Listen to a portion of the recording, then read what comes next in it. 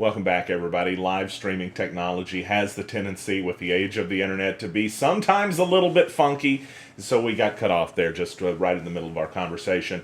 In fact, the whole software crashed. Just FYI. George was here. He saw everything went down. That's never happened in one of our live shows before. And so we're going to give everybody a chance to get back in with us. We had a ton of people watching. Apologies there for that interruption that took place. So as everybody joins us back, we hope that the software is not going to crash on us again this time.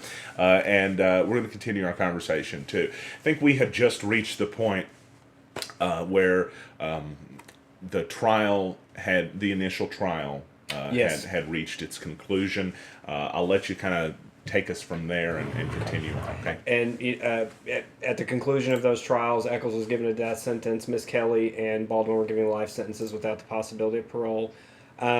Even the people who were at the original trials, who thought these guys were guilty, acknowledged and recognized that the case was very weak against the three defendants. So fast forward, we talked previously about the documentary film that had been made, that was being made in the months leading up to the trials and during the trials. In 1996, Paradise Lost was released by HBO, Joe Berlinger and Bruce Sinofsky. And when it's released, it starts literally an international furor. They started becoming known as the West Memphis Three. A lot of celebrities, Johnny Depp, Eddie Vedder, the lead singer for Pearl Jam, Natalie Maines, some of these high-powered, high-money people started pouring money into this case. They were able to hire better forensic experts, better everything. So fast forward to 2008 when I became involved in the case. So I get a call to, hey, can you cover, I was working as a journalist over at the Jonesboro Sun, and I was asked, hey, can you cover West Memphis 3 hearing? And what happened is at the end of the legal process, when you're trying to get when you're filing appeals, is they have what is called the Rule 37 hearings. And during these hearings, you are basically able to come in and say, I'm innocent based on this evidence. And so then the judge will make a determination as to whether the evidence is compelling enough to grant you a new trial. Mm-hmm. And so I went to a hearing. Dennis Reardon, Barry Bonds' Balco Steroids attorney, the guy that represented him in the Balco Steroids case. He was now representing Eccles. I talked to him for a little bit. The judge basically gagged the attorneys. And so I was riding in an elevator with Dennis. I'm like, are you going to talk? He goes, nope, I'm obeying the judge's orders in this. So that fall, the defense team brought in a bunch of high-powered forensic experts. A guy named Dr. Warner Spitz. Dr. Spitz sat on the Congressional Assassinations Commission for JFK and Dr. Martin Luther King Jr. Oh, wow.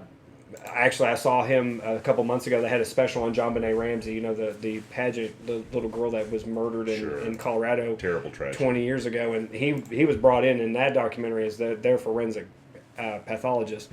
Mm-hmm. And so he testified in the case. And I think we went into this detail a little bit about as far as the prosecution's theory.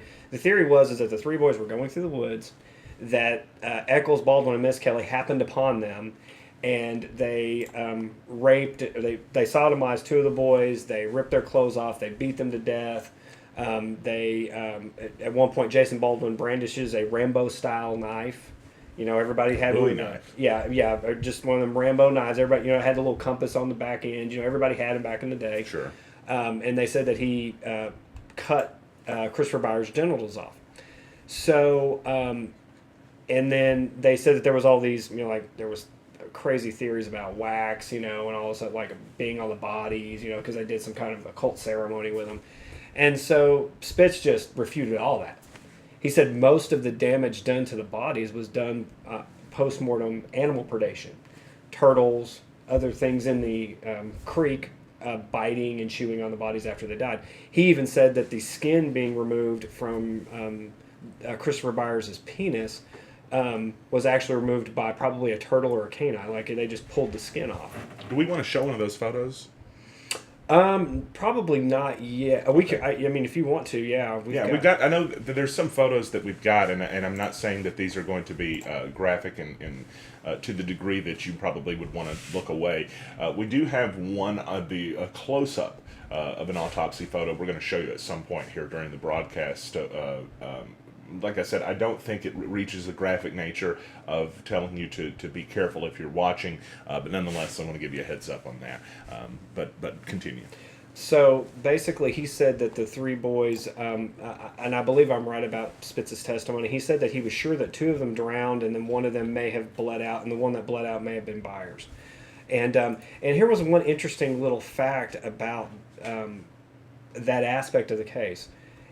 There was no blood ever recovered from the scene. And one of these boys, his autopsy report, is Christopher's, said that his organs were pale. So where did the blood go? I mean, and you can imagine even getting a cut. I mean, you get blood everywhere. And in a rage-filled attack like this, it just seems impossible that there would be no blood recovered.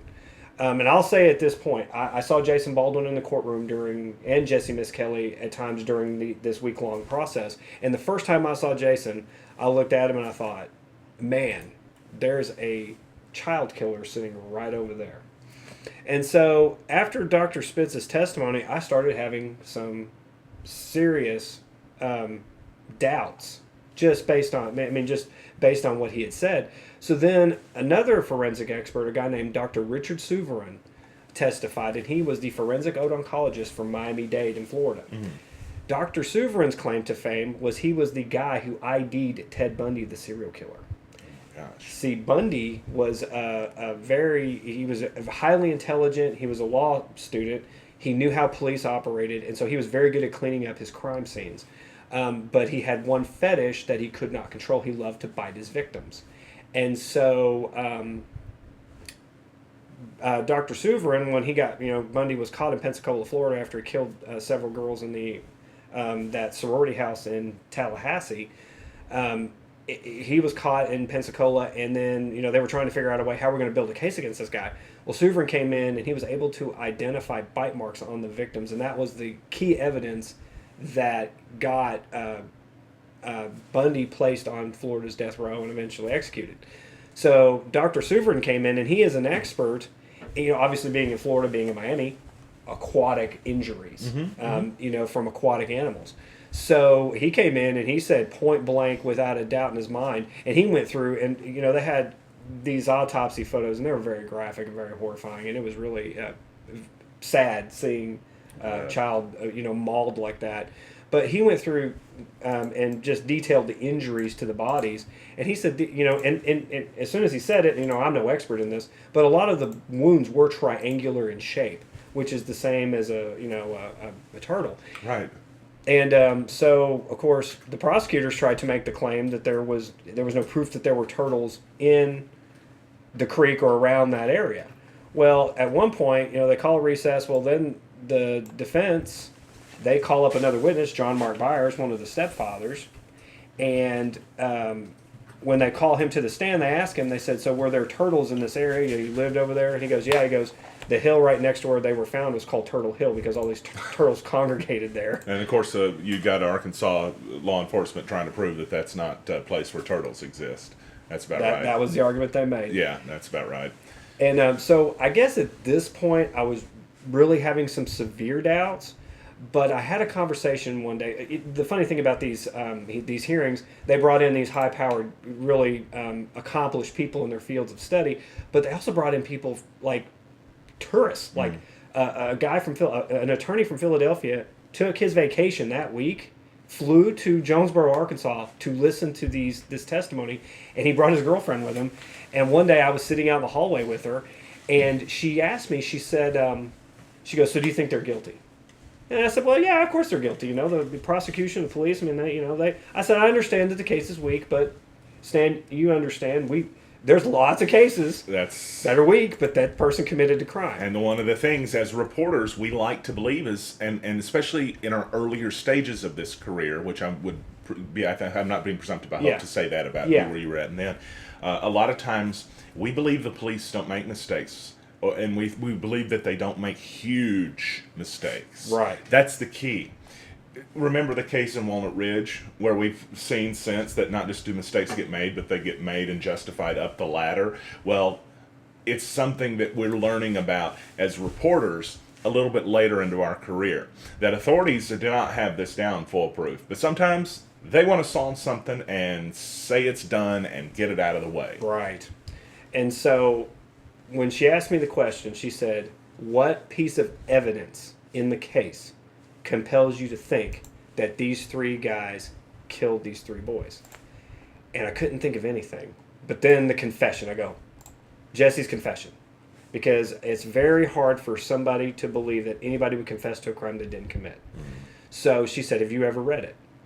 I said, no, I've never read it. She goes, well, read it and tell me what you think.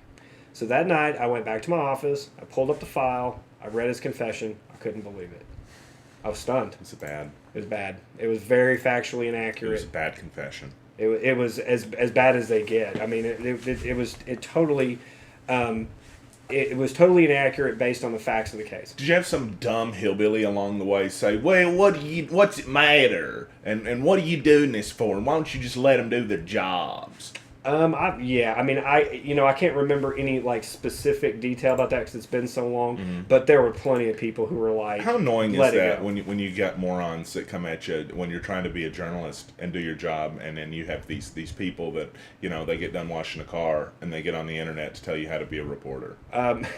Well, this is the thing. I have talked about this quite a bit. It's tough being a reporter. You and I've spoken about this before. Sometimes you have to go and do something that's tough and hard, and sometimes it's going to impact somebody's life in an adverse way. Sure. And it weighs on, like it always weighed on my conscience when I had to do it. But this is the part of the profession that we're in. I mean, you have to do it. Right. So like in this case, if you understand how hard it is to write a book and to write stories and say that these 3 guys who are accused of killing 3 kids, right? It doesn't seem like a big deal, but it is a big deal because you're putting your credibility on the line, and your career and your life on the line in a case like this. Absolutely. So after I read the confession, I use the word confession very loosely, and I know what's going to happen at this point. People who think that they're guilty are going to say, "Oh, well, he confessed 4 or 5 times." Well, and that's true. He did. And some of his confessions were better and more factual as time went on. But there's a simple explanation for that. He confessed later on after the trials. He simply learned more information. But there was one key thing that he said in all of his confessions that is absolutely inaccurate. Remember the story I told you about how the boys were sodomized? Well, they were not. And in very graphic detail, several forensic pathologists, including the state's own forensic pathologist, said that there was no indication that there had been any type of, it's a very graphic and gruesome, sodomy. But there's 3 tests for it. If they find the presence of sperm, right? If there's any tearing or bruising, or if they find the presence of an STD. Well, in all 3 of these boys, none of those things were found. In fact, a forensic pathologist, Dr. Janice Ophoven, she is the premier pediatric forensic pathologist in the world. She is the absolute best. She came into this case pro bono, said she had learned about it, just wanted to testify, and she examined every bit of evidence, and she said there's absolutely no way that these 3 boys... She was asked a question on the stand, is it possible that you could sodomize a child like this and it not... that there would be no evidence of it? Right. She said it's virtually impossible. She said, but if you're saying that 2 of them were and nothing showed up, she goes, that's impossible. Yeah, there would be evidence of it. So whenever they're talking about Jesse's confessions, they also need to understand that one of the biggest elements of his confessions, all of them, is absolutely scientifically proven false. So right there, that means that the confession, and he said that they were tied with ropes, they were tied with their own shoelaces. He said they were abducted in the morning. He just kept changing his story, just kept going all over the place. And Well, the cops kept feeding him stuff during all the interviews. Right. And then they're riding on him and making him feel bad and guilty if he doesn't tell them what they want to hear. And so at a certain point, this poor guy who's not got the full mental faculties of somebody like, not me. But anyway, he's saying, what they want to hear. Right. Trying to please them. Right. It's a very simple psychological concept. It's why false confessions happen. Right, and they do happen. 1 out of 10 people accused of a crime the FBI statistics show did not commit that crime. That's incredible. So anyway, so I'm, at this point, I'm very well convinced that they probably didn't do it. But then I remember when I really became convinced they didn't do it, I started thinking about it one night. I just got done covering another hearing. I was driving home. It was raining like crazy, and I was just like, because I didn't want to feel sorry for these guys if they killed these 3 kids. Of course. And then it finally hit me like a lightning bolt. We think of the West Memphis 3 as like as a group, like Yes. an entity. Yes. They're actually legally 3 separate people. Right. Is it possible that Jesse Misskelley Jr. was at the crime scene when this happened and the other 2 weren't? It's possible. I've never even thought of that. Yeah, he could have been there. He may have not. Let's say he didn't falsely confess. Let's say he truly confessed. Then it's possible he was there. So when the DNA statutes came out, the new mitochondria, like the better DNA testing, there was a phenomenon that started happening around the country. There are lots of cases like the West Memphis 3 case where there's a huge presumption of innocence on somebody who's in prison. Well, some of those defendants begged for testing. Others did not because they were truly guilty. Right. The DNA testing might prove that their guilt. Right. So here's the deal. This case was so sensational that let's say, just as a hypothetical, let's say Jesse was actually there and the other 2 weren't, and then they have the chance to do DNA testing. Damian Eccles and Jason Baldwin's attorneys would set them in a corner and say, look, we know you didn't do this, but if they find Jesse's DNA at that crime scene, you're going to get convicted in the court of public opinion. Yeah. All this money goes away, all this fervor, because everybody sees them together. So their risk was magnified to the umpteenth because of the fact that they were connected. So, in legal terms, I know an attorney had to say, you probably don't want to do this. Sure. You may not want to do this because they find, if Jason might have been there, what if they find his DNA? Well, then you give a prosecutor like Scott Ellington any shred that he can convict somebody on, and it doesn't matter if you did it or not, he's going to go for it. Absolutely, and that's his job. He's supposed to. And so, anyway, and here's the thing. They unflinchingly wanted the DNA testing. They didn't fight it for a second. They said, test everything. When I interviewed Damian Eccles on death row during this time. And we'd written letters back and forth, and I'd met his wife Lori Davis, and so I went down to death row and interviewed him, and so at that point I was like, these guys didn't do it. Yeah, they just couldn't have. And there's one thing I want to address right now, and I've heard this. There's a lot of like cockamamie theories, where people have tried to say, hey, Damian Eccles is Satanist, and these guys were in the occult. That's not even real. Aleister Crowley and all these things. And look, that's not even real. And I try to explain, and I try to be respectful of people who have these obscure theories. That's a nice way of saying it. What in a courtroom, this is what we do as a society. We take facts into a courtroom, and we use facts to convict people or to exonerate them. Sure. We don't use cockamamie theories. Right. One cockamamie theory that I've heard is that they actually extracted urine out of the boys' stomachs. Okay. You're not a doctor, as far as I know, Stan. I'm not a doctor. Just of thugonomics. Just of thugonomics. That's right. You're a doctor. Sorry, I shouldn't have made you laugh. No, that's fine. So there's this theory that it didn't end up in the court record, but they had extracted urine out of the stomachs of the boys. And of course, my first thing was like, okay, that doesn't prove that these 3 guys did it. No. But then I'm like, okay, I never saw that anywhere in the court record. It was never brought up. And then I started really thinking about it because, urine is a pretty simple, it's a simple compound. It's just water and a little bit of acid. So I asked a doctor, a really good friend of mine here in town, I said, could you extract urine out of a stomach? And he said, absolutely not. He said, within moments.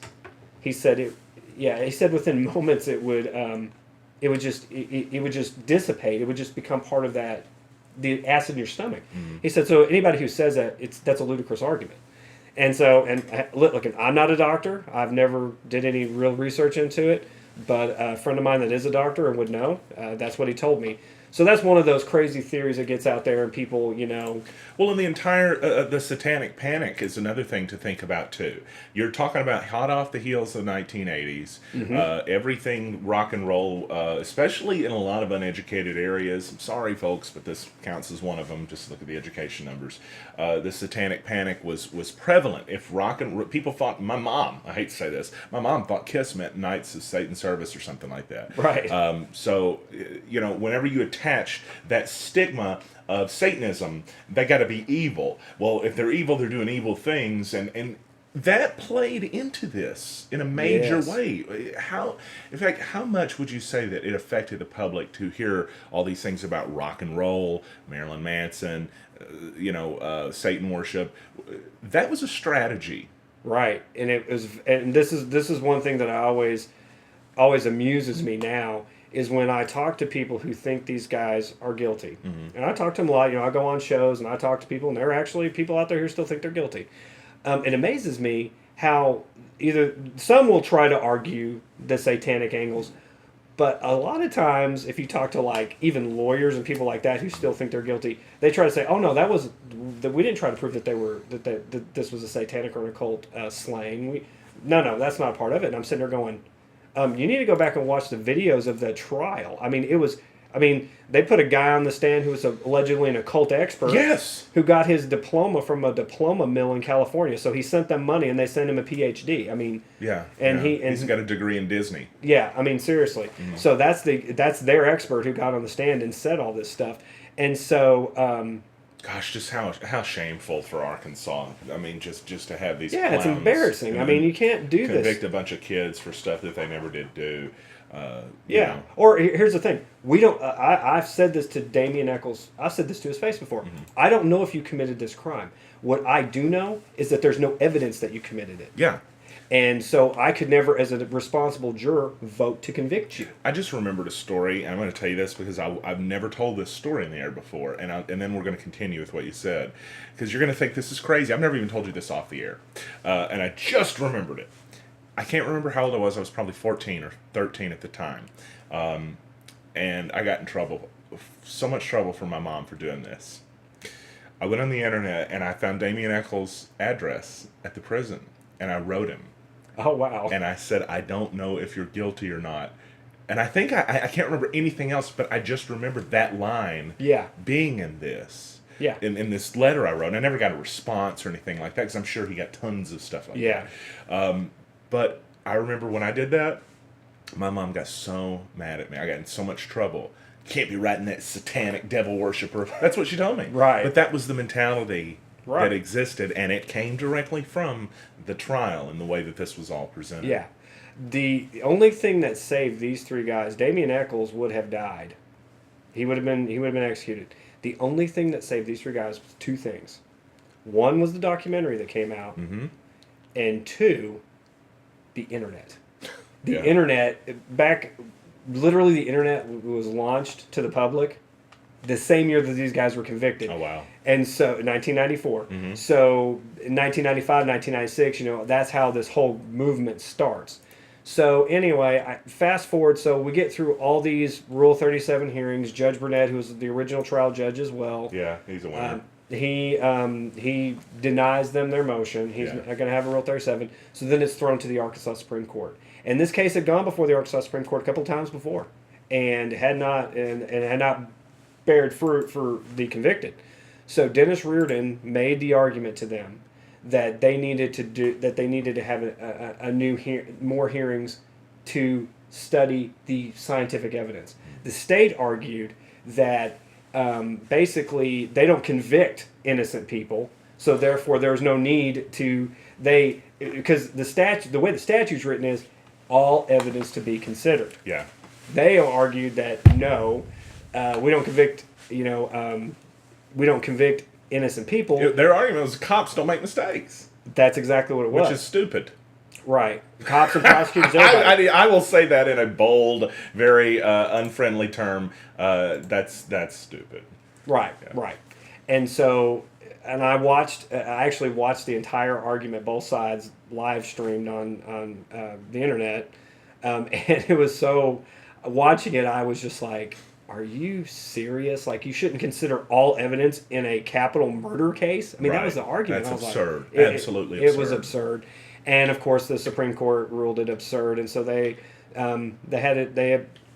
They were going to do a new evidentiary hearing, and they ordered it. Judge David Laser was appointed to oversee the case, and then finally, you know, and I'm going to say this: a lot of West Memphis 3 supporters have bashed, but the prosecutor in this case, Scott Ellington. He inherited the case. He wasn't the original prosecutor, and I honestly think that is unfair because.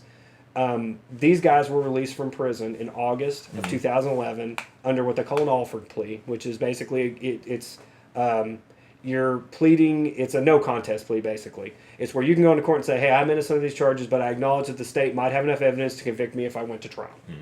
So, and Scott Ellington signed off on it. You know, all the defense attorneys, everybody signed off on it so they could get out. Jason Baldwin fought it for a couple weeks. He told me himself, he said, no, he goes, I was willing to stay in prison for a couple more years so that I could walk out a cleared and free man, like name cleared. Yeah. But his attorney told him Eccles was technically on death row. So technically, he could have been executed at any given time if the governor ordered it. Oh yeah, knowing you know, this state, they probably were doing their best to import the drugs to get him the lethal injection, line him up on a, you know, they'll do 10 in a row if they can. Yeah, I mean, so he made the argument to Jason. He said, "Look, your friend is on death row. You need to take the deal." And so they took the deal. They got out of prison. And then, of course, there were several documentaries that came out: Paradise Lost 3, Purgatory, and then West of Memphis, which by a director named Amy Berg, a lady that I met. She actually came to Jonesboro and consulted with me several times before she. Oh yeah, absolutely. And of course, I became friends with the directors of the Paradise Lost franchise, Joe and Bruce. But anyway, so fast forward to last year, the state of Arkansas decided that they were going to execute 8 people in. Speak of the devil. 2 weeks. No pun intended. Here, the interesting part was that Eccles would have actually been one of the 8 executed. And so I covered 3 of the 4 executions on Arkansas's death row last year. And so I was at You almost got me to go with you too. Almost. Yeah, you had something going on. Almost. Yeah. Should have went. Don't worry, there'll be more. Oh, I know. Yeah, there'll be more. Where are we? Yeah. So, I mean, I covered the first execution in Arkansas in 12 years and the first double execution in the United States in 20 years. Wow. Yeah. So, anyway, but before that, there was a rally to stop the executions, and Eccles and Johnny Depp showed up in Little Rock. Oh, you've told me about this. I've got a photo of this, actually. Let's pull this up. Because this you took a photo, and before I show it to everybody here, this is not filtered. Not filtered. And this looks like George's been swiping on Snapchat, but this is not filtered. A non-filtered shot. And anybody who doesn't believe that, I'll show you on my phone. I'll show you the before and after pictures. Look at that. That's incredible, that color on there. And describe how that happened. You told me that a minute ago. So they're having a rally to stop the executions at the Capitol. And I'm down there covering it. There's a couple thousand people down there at least, maybe more. There's reporters from all over the country because they're covering the big execution story. Well, I'm standing there with all these TV cameras and all these other, print journalists and internet journalists, and I look over beside, like, the steps where the guy was speaking, and I see Damien Eccles standing there with Johnny Depp and a couple of bodyguards and Lori Davis, Damien's wife, who I know really well. And I just walked over there and said, "Hey guys, what's going on? What are you doing here?" Wow. And so I started talking to him. Of course, when I went over there, the media throngs ran over there, you know. And they usually like to follow us. Yeah, that's right. That's right. They'll keep their eyes no on pun us. intended, right? Yeah. Exactly. So anyway, if that's a pun or a metaphor, whatever. So I went over there, talked to him. I hadn't seen Eccles, since that last day in court, And so I talked to him a little bit, I interviewed him, and, talked to Johnny Depp a little bit about some stuff. And and then I went on my merry way.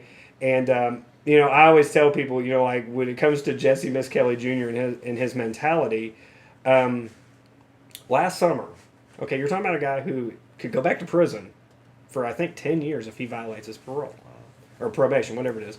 And Arkansas, I'm sure, would love to stick it to him if they could. Right. I mean, and here's the thing. I mean, if you have a chance to go to prison for 10 years, you're going to do everything probably not to let that happen. That's the most vindictive state you've ever seen in your life when it comes to their justice. There are some very arcane rules here, like the fact that Judge Burnett oversaw the post-conviction hearing. Because it just just intellectually, you would think to yourself, okay, this guy presided over the original trial. Yeah. So then you would think the appeals process, you would want a second set of eyes, someone new, fresh, who looked at it, and if they came to the same conclusion, okay, then you know what? I'm in a bad mood today, and everybody can tell it. So just the fact that you use the word intellectual and Burnett in the same sentence is just about enough to make me laugh.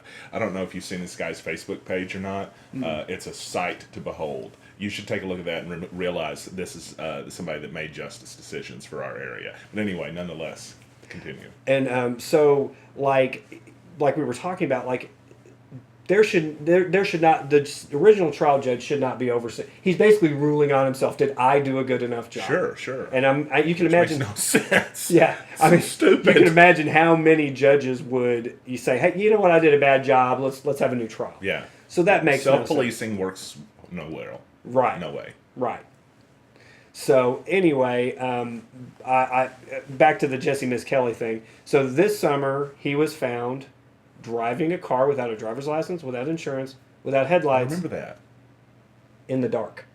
In the dark, poor guy. In the dark, and he's done this multiple times. So you're telling me that this guy, who can't even figure out that he doesn't need to drive his car without a license, without insurance, without headlights at night, gave credible statements to the police in a triple homicide. Unbelievable. Really? I mean, come on. And I want to point out, a lot of media outlets had given that a lot of attention. Yeah. And to the area's credit, I was actually tremendously proud. There's sometimes I get so proud of Northeast Arkansas, you guys, the audience. And one of those moments was how whenever the media outlets, I may have even done it myself, but I did, I think. You guys, chewed us to shreds, myself included. Why would you, and it was a good point by the public. Mm-hmm. Why would you guys continue, why are you going to make a big deal out of a traffic stop just because this guy was connected to something in the past when he wasn't even guilty of that? Yeah, the thing of it was, and the reason I covered it was because from the prosecutorial angle. Well, there was a different reason with you. Was there a possibility that they would, send him back to prison? You've got to look at that. Right. In this place. Yeah, and of course I talked to Scott Ellington about it, and he said no. He said we're not going to pursue anything on it. It's a very minor violation. And when he says something, you can almost count on it. Yeah. So. I'm going to show you guys a photo real fast because you were mentioning Misskelley, and I want everybody to be able to see. There's on the screen. Can you pick at him? Tell everybody which one he's at. He's the one on the left. Yeah, he's the one on the left. I've talked to Jesse a few times, and again, I cannot definitively say they didn't do it. I can tell you this: there is no evidence that any one of these three men were involved in that crime, and that is the bottom line. And in this country, if you're going to be convicted of a heinous crime, there better be some physical DNA forensic evidence that ties you to the crime. I mean, I just can't stress this point enough to the people who continue to think that they're guilty. If they were guilty, if I had evidence they were guilty, I'd have no problem. Hey, and I've written about plenty of murderers who murdered the people they were accused of murdering. The burden of proof for a criminal trial is beyond a reasonable doubt, right? Mm-hmm. I know that it's not supposed to be broken down into percentages, but even in my criminal evidence and procedure class, we did, and I want to say it's 99%. It's pretty much at that point, right? Right? Yeah. That was not what was met in this case. I get asked this question a lot when I go and speak about it. There has to be something. They'll come and say, there has to be fiber, a hair, a thread. And the problem is that they've DNA tested everything out there. And these three guys they did not donate any of the items, all the hairs, all the other biological materials that were collected at the crime scene. Mm-hmm. They did not donate any of them. So how likely is it that three kids from a trailer park in Marion, Arkansas, walk anywhere from 4 to 7 miles, depending upon which route they took, ruthlessly slaughter 3 8-year-olds, They sodomize him, according to Jesse Misskelley Jr. They leave no evidence of the sodomy. They leave no evidence that they committed this crime in any way, shape, or form. They don't even leave a drop of blood from a boy who bled out. They clean it up CSI style before the internet was invented. Yeah. Or not invented, but, before it was... Al Gore. Yeah, yeah. Right. So they do all this. And then they walk back home, and then Jason Baldwin goes to school the next day, and he takes a test in art class and makes an A, and takes an English test and makes... come on. It's ludicrous. It is. It really is, and it makes me wonder if jury like I wish I knew the jury instructions. Here's the thing, Stan, and I've talked about juries as well. Mm-hmm. The thing about a jury is the one time that they're ever in a criminal court is when they're called in to make a huge decision. They take their cues in this order: judge, prosecutor, defense attorney. So if the judge is already making monumental decisions that are beneficial to either side, the jury picks up on it. I'm just going to say this. We need the public to stop trusting these prosecutors like that their word is gospel, because it's not. It's not just here. It's in every community ever, and especially here. We are going to have to start looking at these prosecutors like Cooper in Walnut Ridge and others and saying, hang on a second, before you tell us this guy is guilty and before we believe you, we want to see the evidence of it first. Because there are too many cases that these prosecutors are taking up just because the police don't like somebody or the police hand them a case and they're pushing it all the way to a verdict. Right. And in a case like this that we're talking about with the West Memphis 3, they just about pushed somebody to death, to the grave, that didn't do it. Right. And so you can't sit here and tell me, oh, they're working for justice. Bull. If they're not working for justice, what they're doing is working for the police department. And there needs to be a separation. If you have a department that says the evidence is enough, then it goes to the next step. And then you have a prosecutor that examines it all over again. All completely from the ground up. And then it does the third step, which is the court. Right. Not the police decide to charge this guy and the prosecutor gives it the old rubber stamp. Because you have no check here. In a lot of jurisdictions, and I've actually covered cases where, the prosecutor wasn't a rubber stamp. Mm-hmm. We need that so bad. You don't have that here. You got Henry Boyce, rubber stamp, Mr. Rubber Stamp himself. I covered a murder case years ago over in Viola, and I remember a detective who it was a cold case. He basically solved it. He had gotten some interviews done, and he had a case file, and he had turned it over to the prosecutor. The prosecutor said this isn't enough, and he wouldn't do it. Good for him. And then, of course, you need that. Of course, then the case file was leaked to me, and of course I wrote about it, and it started a whole thing. But but there was a check there. I'm gonna make you uncomfortable again and start talking. I gotta tell y'all something. The Jonesboro Sun does these editorials on Scott Ellington, and it's Chris Wessel, my friend, by the way. And he always says that Scott needs to prosecute more, and he needs to take more things to jury trial. And I don't think that's a fair assessment. I think you have to look at each individual case. You don't want to tell the prosecutors, try more people. Because, good God, look what happened in this case. Right. This is literally in that prosecutor's jurisdiction. It wasn't him that went to trial with it, but it was this prosecutor who was able to make the decision to let them go, right? And or get them out of jail. And it's a decision, as I've spoken to him since, that he is. I think he probably wishes he'd have made it sooner. Oh yeah, I think after everything he sees, it has caused and I've talked to Scott.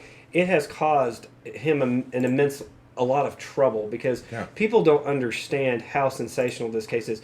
The West Memphis Police Department, I was told, to this day, they get constant FOI requests for information in this case.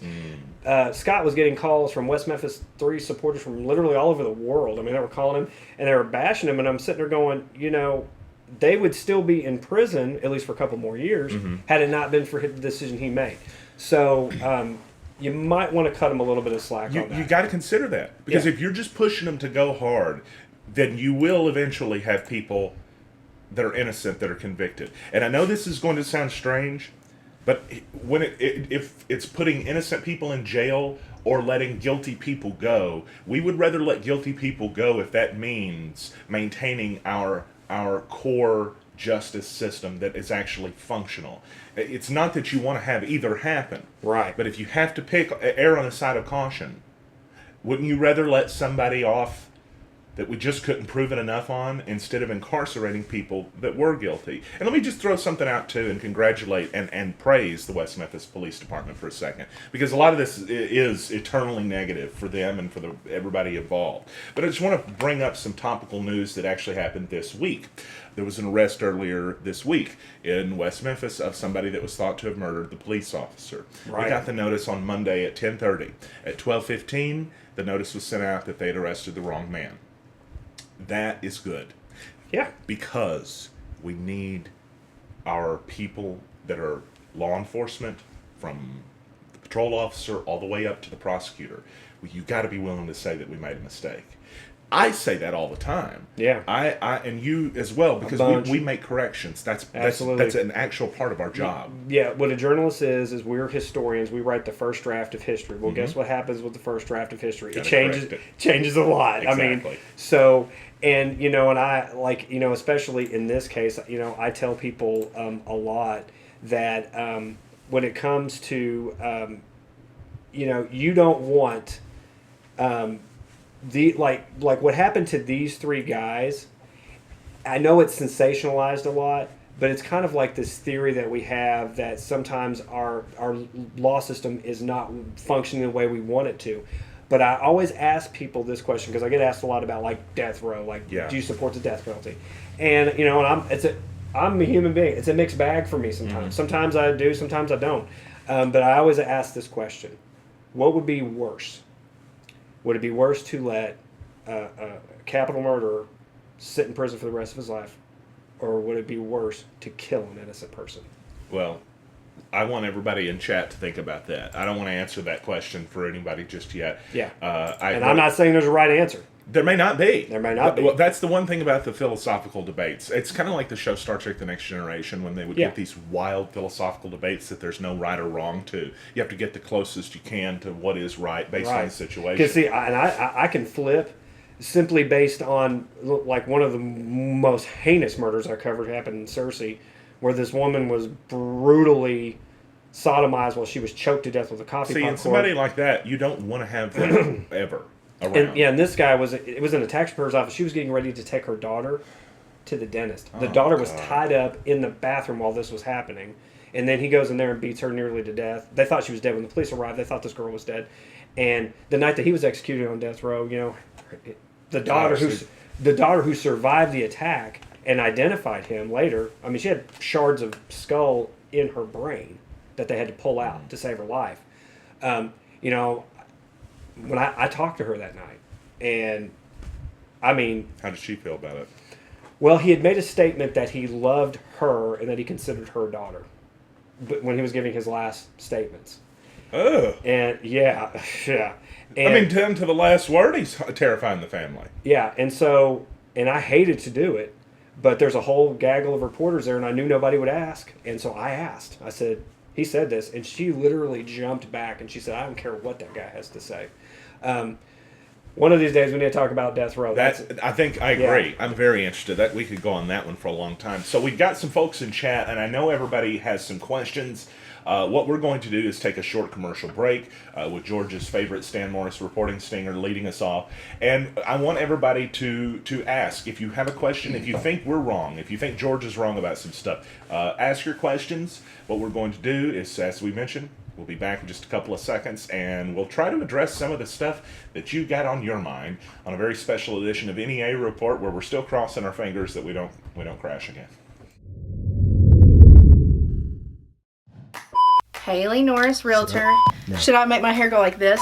Whether you need to buy, sell, or lease. Haley, can I use my hands, or is that where are my hands? Where do they go? Just say Haley. Just say Haley. Whether you need my expertise. Haley Norris, Realtor, or even do a commercial lease. Haley Norris, Realtor. Should I say Remax Real Estate Center or no? Is that too salesy? No, that's good. My average days on market is just 50 days. You need my expertise, and that means I'm putting more money back in your pocket. What a great day it is in Craighead County. You know, we got a very important election coming up, May 22nd. You'll get to choose your new judge. I hope and pray that you look at the issues at hand. This is a very, very important election. This will be the first 4-year term for your county judge. We're facing many, many issues, from school safety to road safety to drainage. We have plans in place. I'm coming in with a strong team of people with boots on the ground. We're going to make this a better Craighead County. We're going to be open and transparent. This is your office. It's always going to be an open door policy. And you know, I'm happy to announce I've got a team of volunteers. It's going to be called the Craighead County Green Team. We're going to clean up the ditches and roadways in Craighead County. With the resources that we have on hand, you're not going to see illegal dump sites and things like that. We're going to be proactive. We're going to make this a better Craighead County. My name is Jeff Presley, and I approve this message.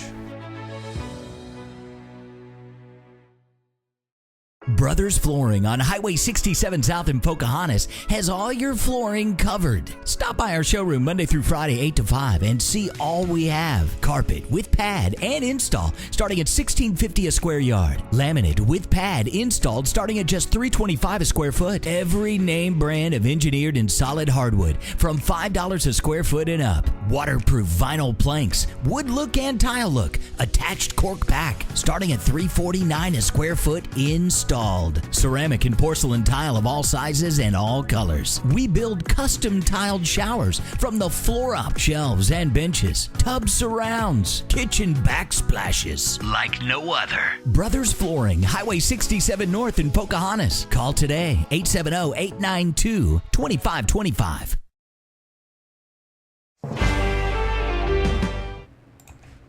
Welcome back. It's, what is it? It's about 5:19 in Jonesboro across northeast Arkansas. We've got George Jarrett on studio with us today as we're talking to George about the West Memphis 3. And we wanted to take some of your questions as well. George, unlock that for me. I messed up. While we are getting ready to do that and chat, if you've got stuff you want to ask George, just post it in the chat room and we will ask George a few questions. And my favorite thing about this is I like asking the questions that are horribly inappropriate. So here we go. First up, I heard of stepdad into drugs, and they walked in on the man doing drugs. Anyone else heard that? I've heard that theory before. It's been written about a little bit. I don't know that there's any veracity to it. I don't think the police really pursued it very well. So there's just, again, back to that thing we talked about earlier. If there's no hard evidence for it, then I'm a journalist. I try to cover facts. I don't cover the speculation. Yeah. It's tough. Sure. Yeah. One person, Kathy, said the police didn't know what they were doing. Plus, the judge gave information to the head juror, who in turn shared it with the jurors. It was information in court information that was not allowed in court. What do you know about that? There's always been speculation. In fact, there was some sworn depositions that were filed. I don't know that it was the judge that gave it to one of the jurors in the Eccles-Baldwin trial, but I do know that there was and actually Judge Burnett and I talked about this, and he said this was the one aspect of the case that bothered him the most, was that there was a possibility that one of the jurors had actually introduced Misskelley's confession into the jury room during Eccles-Baldwin, and the reason that's a problem is because, Stan, if I accuse you of a crime, you know what you have a legal right to do in America? You have a right to confront me in court and say, no, I did not do that. So his confession could not be used in the second trial, and the simple reason was this. He refused to testify. He said that he had been coerced at this point, and he wouldn't testify. So at that point, it couldn't be used. Well, and I've written about this extensively, that, in the jury room, there's a very strong possibility that it was discussed, and that would have been juror misconduct, and some people could have been charged with that. Wow. It's a crime. Amanda says there are innocent people in prison. Believe that or don't. It happens every day. Anyone could be a victim nowadays. Very good point. Good statement. How about this? Police told that one boy what to say. That's what Nellie said. I guess a lot of people probably think that the police coerced Misskelley. Oh, yeah. If you listen to the confession, it's not even coercion. They just lead him. It's like, Jesse, was it 9 or was it 10? Was it 11? Was it noon? And then they step him all the way up to 6 30-ish. Exactly. Erica mentioned it's crazy how the police would rather manipulate a teenage boy into confessing to a murder that he did not commit rather than protect the community you were sworn to protect and find the real killer. They put 3 innocent boys in prison and left the real killer out there to possibly harm another life. Lazy, dirty cops. And that's the perception. Law enforcement folks, if you're out there and you're convicting people based on it's easy, I just want to think about that one. Let's see. We've got other comments here, including a lot of people suspecting the stepfather. I'm seeing that in chat. Yeah, there were at first they suspected Christopher Byers' stepfather, John Mark Byers. He was one of the first. But, I told West Memphis 3 supporters even back, years ago that there was no way he should have ever even been a suspect because his whereabouts when the boys disappeared are absolutely verifiable, and he was also the first one to call the police. Typically, if you commit a crime, the last person you don't want to notify. You don't want to be the first one to notify them because you want to distance yourself from as time as your friend. Sure, it can be your friend or your enemy, and the more time passes, the better off you are. So, and any criminal would know that. So anyway, but the other stepfather, Terry Hobbs, I've interviewed him several times. And again, I preface this, and I did this in my book, Witches in West Memphis. I don't know that Terry Hobbs committed this crime at all. Yeah. Okay, but this is what I do know. In the ligature that bound Michael Moore, there was a hair discovered. The hair was DNA tested, and it is almost certainly Terry Hobbs' hair. Now, the police will tell you it's just simply secondary hair transfer. That the boys played in each other's house, and that's how the hair got there. And that is a very strong possibility. The issue, though, is that another hair was found at the crime scene on a stump next to where the bodies were dumped. This hair, it's the genetic match is less, but it's most likely from a guy named David Jacoby. Why that's interesting is because Jacoby is Terry Hobbs' alibi. That's the person he says he was with when the boys disappeared. So you've got his hair there, his alibi witness's hair there, and then you've got competing stories because Terry Hobbs, he sued Natalie Maines from the Dixie Chicks years ago because she came out and said that he was the true West Memphis 3 killer. And when he took her to federal court, he lost his case, but during that time he was deposed, and during this whole period, a lot of information in the case started coming out that people were unaware of. And 3 women who were going to church at 6:30 that night, living in the same neighborhood as all these boys, said that the 3 boys came through the backyard. One of the girls in the car said she was friends with Christopher Byers' older brother, Ryan. And she said, "Hey, your brother's looking for you.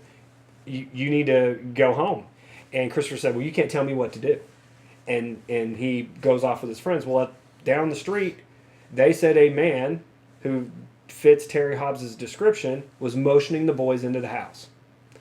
And so, and I've told people this a lot, as far, and again, I don't know if it's true or not. I mean, these women need to be deposed, I mean, they've signed sworn depositions, but, if they're telling the truth, they need to be brought into court, and do this process legally. Maybe there is no veracity to what they're saying. But, I don't know. I'm just a reporter. I just report the facts. Exactly. That's the best we can do is throw the facts out That's there and it. give the others their chance to make up their minds.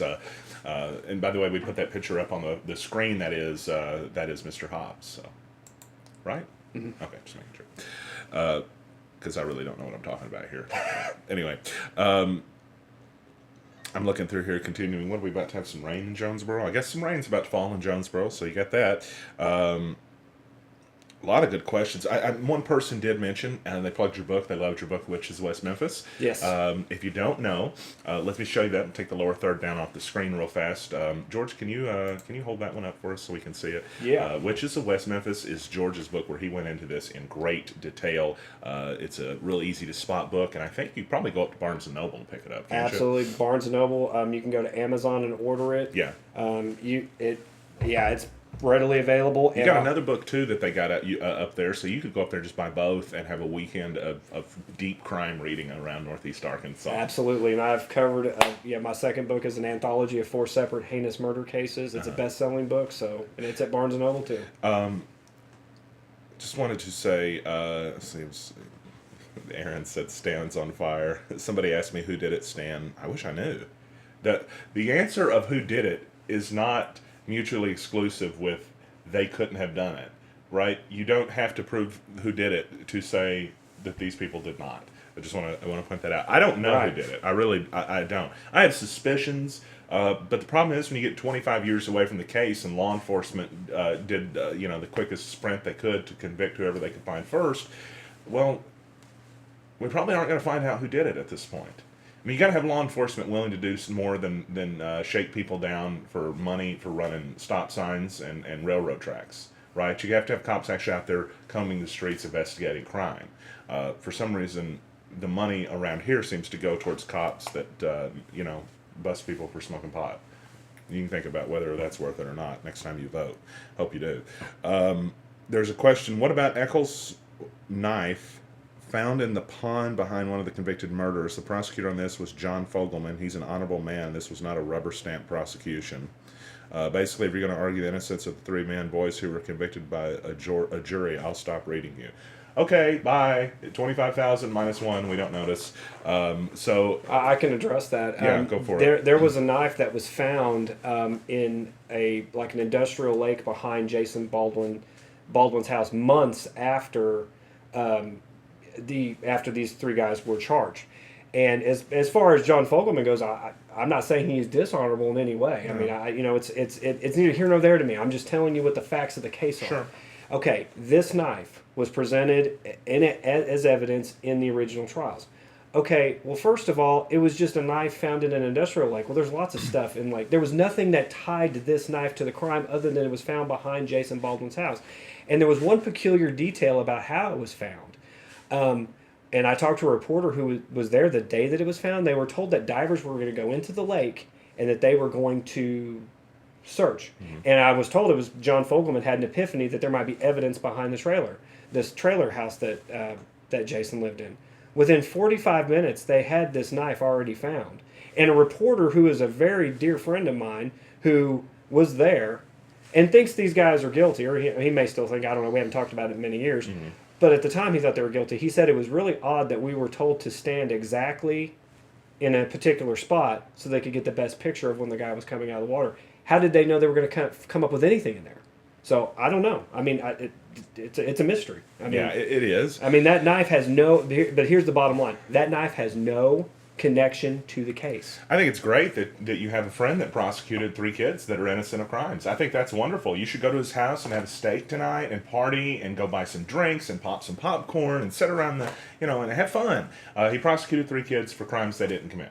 All right, so I really don't care if you want to watch us or not over that. To be honest, I am so over the overinflated egos of some people that I have a problem with your news coverage. I've gotten some of that stuff this week. It's just about driven me to the point of going on a tangent. That's great. I am not, for the record, arguing either side. Although I listen to somebody that I respect more in this field than anybody else, which is you. And as you go through the facts, because you're not showing me your opinions. We do talk about your opinions off the air, but when we go through the facts of this and you show me the facts of the case are that the cops screwed up, the prosecutor screwed up, and the judge screwed up. And I don't care if you go to church with them and you like them. That's called the good old boy system. If you haven't figured out what the good old boy system is, it's that you're friends with somebody, so you don't want to criticize that person for something that they did. That means he's a good old boy.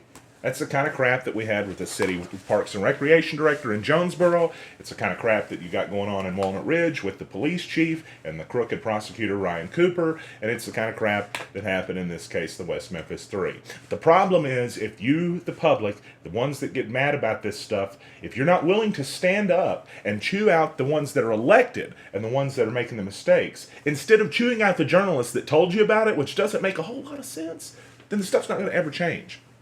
My nose is running. And kind of to that point, I tell people I don't take any joy in pointing out that somebody did something wrong. No. I've told people many a time if I never wrote another story about another murder, it would thrill me to death. I would love it.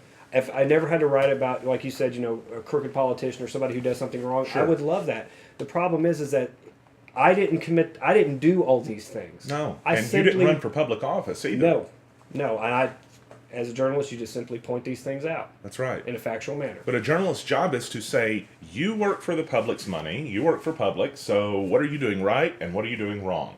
And more importantly, what are you doing wrong? What you're doing right is usually the stuff they'll be willing to tell you on their own. Right. That's why the city of Jonesboro has communications that come out, and we learn about new hires and new grants and other stuff. But it's not like they're sending out a press release to tell you that there's a new $25 million lawsuit against the city or something like that, because honestly, that's not the news they want to tell you about. That's why the press exists. We exist to tell you the stuff that the government doesn't want to tell you, and the press should always be separated from the government. And Stan, in this case, and I think that this needs to be driven home because this is what people forget. Mm-hmm. And you can pull up that graphic of those 3 little boys' faces. Yeah. These 3 kids were murdered by somebody. And you know what? This is what I want. This is my only concern.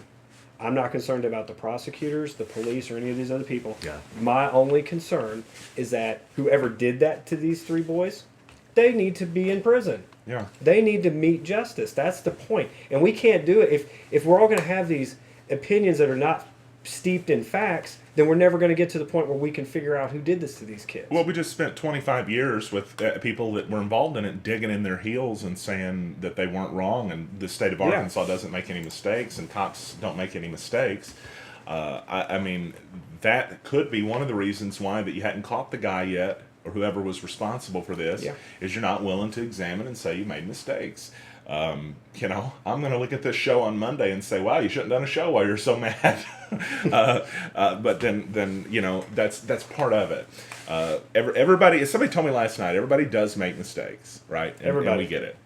Everybody should be willing to admit to their mistakes. That's one thing everybody doesn't do. As far as journalists go, our job is to tell you when people in the public, or important people, and people that work for your money especially, are making mistakes, when injustices happen and things like that. This case would never have gotten the attention it did if not for journalists. That's exactly right. These kids Eccles would probably be dead. He probably did. And he would have been one of the 8 that would have been executed in last April. Yeah. When they scheduled him, he would have been in the middle of those 8. So yeah. there's a possibility he would be dead right now, and he's very likely innocent of the crime he was convicted of. And the reason he's here is because it took people willing to speak up against things that were wrong, that government officials did, and it made those government officials uncomfortable. I mean, even if you go back to the documentary, even again, I think it was a woman that had made the comment about Mr. Fogelman. Mm-hmm. Even the prosecutors tell the family in the documentary, there's a good chance that we're not going to get a conviction in the Eccles Baldwin trial if he doesn't testify. Yeah. Even back then, they recognized and knew this case was extremely weak, and nothing that has happened since then has bolstered their case. All it has done is degrade it. I talked to Victoria Hutchinson, the woman who testified in Jesse Misskelley Jr.'s trial, that she attended a satanic espot with Eccles and Baldwin. She told me to my face that she lied. And here's the prosecutors do strike that from the case or avoid bringing it up? No, it was brought up in that Rule 37 hearing, and they wanted her to testify. This will tell you. Had to be a Rule 37 hearing, yeah. didn't it? Yeah. It was during the Rule 37 because it was years later. She was going to testify. She was going to get on the stand and testify. But here's the thing. The judge and the prosecutors could not determine if she would be committing perjury then or now. So they were telling her that she could possibly face a charge if she got up there and told the truth. So they have a recess. Of course, I'm not a prosecutor. I'm not an attorney. I'm like, well, just grant her immunity. Just grant her immunity and say, okay, we're gonna give you immunity. We want the truth. We don't want what we've built our opinion up to be. Let's just get to the truth. Did you lie? Of course she lied. She signed a sworn affidavit. Mm-hmm. 109 pages. I've got it sitting in my file. She lied. Come on. I'm speechless, right? The more I hear about this case, so what happens is I started hearing about injustices and bad prosecutions and police screwing up and then them covering up their mistakes, and it sets me off because that crap destroys lives. In this case, these 3 kids' lives, the West Memphis 3, if you think they're free and they're okay now, they're not. No, I talked to Eccles and his wife several months ago, and I mean he suffers from PTSD, from the how he was treated in prison, and she said that he's depressed and that he's been permanently damaged by his experiences in prison. Yeah. And you know, they blame, you know, the Arkansas judicial system for that. How much money did the Arkansas judicial system give them when they were released? Nothing. Part of the deal was that to let them out was that they could not sue the state for wrongful incarceration. Now, folks, look, I don't know what else to tell you. I mean, if you don't understand why we're doing these shows and why we're here doing this, then you know, just grab the can of gas and pour it all over yourself and charge into the campfire, because this is the only thing that's ever going to stop this kind of good old boy crap from going on in Northeast Arkansas or anywhere else.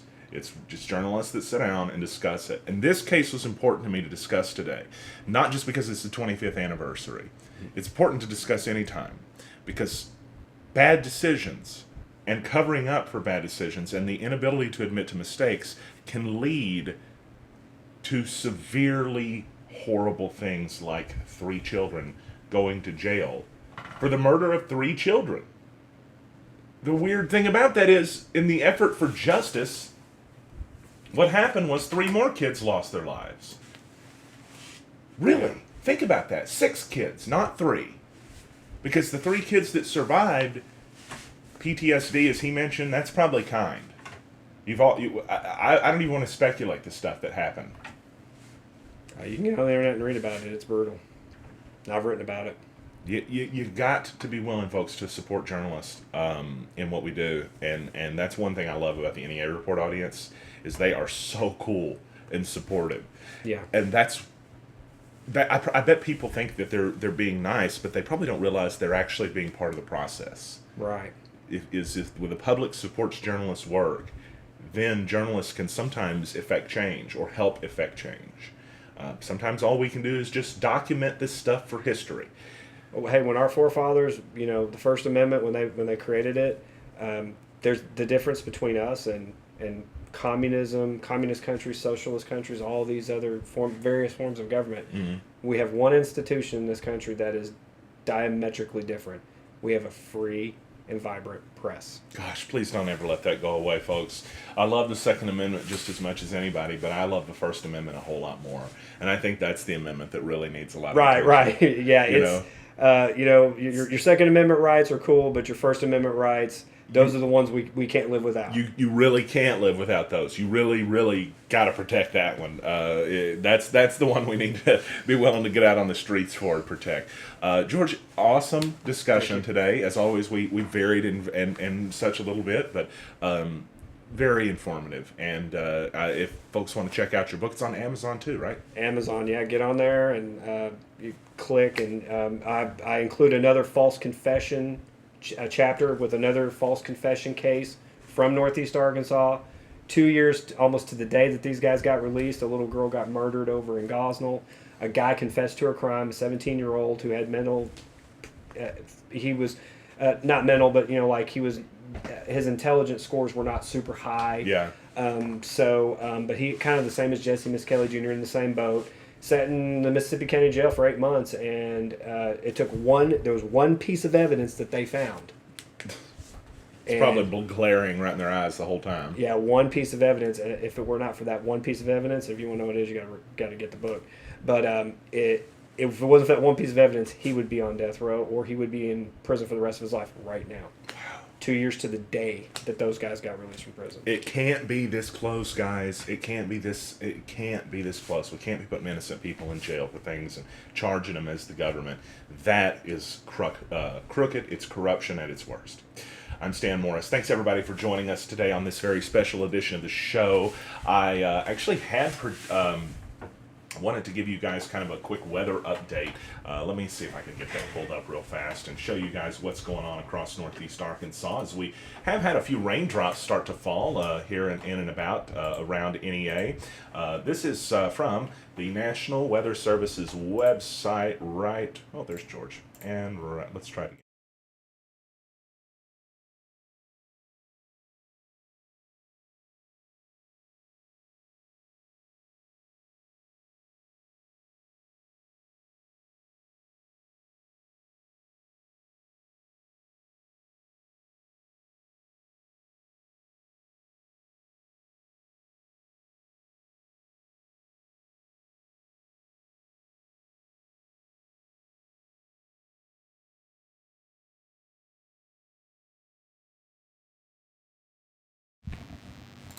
So I just want to give everybody a quick look at the weather. Sorry, my mic was cut off there for a second. If there is severe weather breaking out later, we'll break in, but we don't expect or even think there's any chance of that, really. I'm seeing a few thunderstorms right now over southeast Greene County and northeast Craighead County. Tonight, thunderstorms after 7 p.m. with a low down to 62. Tomorrow, 40% chance of showers and thunderstorms. Cloudy otherwise with a high near 78. And Sunday, showers and thunderstorms are possible after 1 p.m., but unlikely. Increasing clouds and a high near 83. I'm Stan Morris. Have a great weekend. Now you're up to date.